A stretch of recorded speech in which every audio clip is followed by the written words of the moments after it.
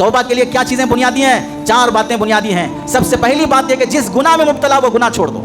گناہ چھوڑے بغیر توبہ کرتے رہنا یہ توبہ کا مذاق ہے, یہ جھوٹے لوگوں کی توبہ ہے. اس کی مثال ایسی جیسے امام غزالی نے فرمایا, ہم نے دھوبی کو کپڑے دیے دھونے کے لیے, اس نے لپیٹ کر استری کر کے دھوئے بغیر لا کے کہنے لگا میں نے دھو دیا ہے.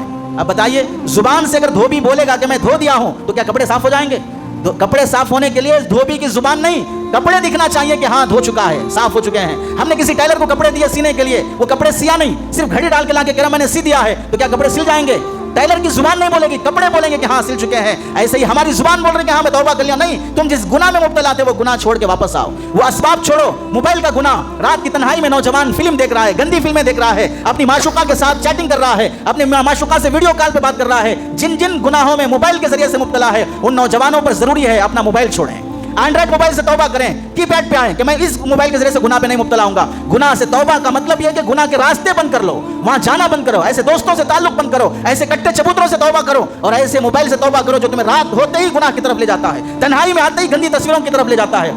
گناہ اللہ کا عذاب کو دعوت دیتا ہے, توبہ اللہ کی رحمت کو دعوت دیتی ہے. رحمت بھی آئی, عذاب بھی آیا, دونوں ایک ساتھ بندے کی زندگی میں جمع نہیں ہو سکتے. ضروری ہے جب ہم اللہ سے کچھ لینا چاہتے ہیں تو آپ بتائیے, کسی سے کچھ مانگنا ہو پہلے اسے راضی کرتے ہیں پھر اس سے مانگتے ہیں, اسے ناراض کرتے ہیں پھر اس کے بعد اس سے مانگیں تو کوئی نعمت نہیں ملتی ہے. اللہ کو ناراض کر کے اللہ سے ہم مانگنا چاہتے ہیں, اللہ ظالم فیصلے ہٹا دے, ظالم حکمران کو ختم کر دے, جبکہ اسے ناراض کر کے ہم یہ مانگنا چاہتے ہیں تو اللہ عطا نہیں کریں گے. دوسری ذمہ داری ہے گناہ سے توبہ کرنے کی کہ آدمی دل سے اپنے اندر شرمندگی اور ندامت محسوس کرے کہ ہاں واقعتاً میں نے بہت غلط کام کیا. ندامت بہت ضروری ہے. تیسرا ذمہ داری اور ہم پر عائد ہوتی ہے آئندہ اس گناہ کی طرف نہ لوٹنے کا پکا عزم کر لے, آئندہ کبھی وہ گناہ نہیں کروں گا. ہو سکتا ہے کہ پھر تو لوٹ جاؤں, گناہ کر لوں, لیکن اب میرا ارادہ ایسا نہیں ہے. اس کے بعد اگر لوٹ بھی گیا تو بھی مسئلہ نہیں, پھر توبہ کرے. اور چوتھی ذمہ داری ہے گناہ سے توبہ کرنے کی, کسی کا مالی حق اٹکا کے رکھا ہے اس کا حق واپس کرے, اس سے بھی معافی مانگے, اللہ سے بھی معافی مانگے. اس کی مثال حضرت یوسف علیہ السلام کے بھائیوں نے یوسف علیہ السلام کو لے جا کے کنویں میں ڈالا, یعقوب علیہ السلام کو نہیں ڈالا, باپ کو نہیں ڈالا, بیٹے کو لے جا کے ڈالا. تو جب پورا واقعہ ہونے کے بعد آ کر حضرت یعقوب علیہ السلام سے معافی مانگتے ہوئے کیا کہنے لگے کہ آپ بھی مجھے معاف کر, ہمیں معاف کر دیں اور اللہ کے دربار میں بھی معافی منگوائیں.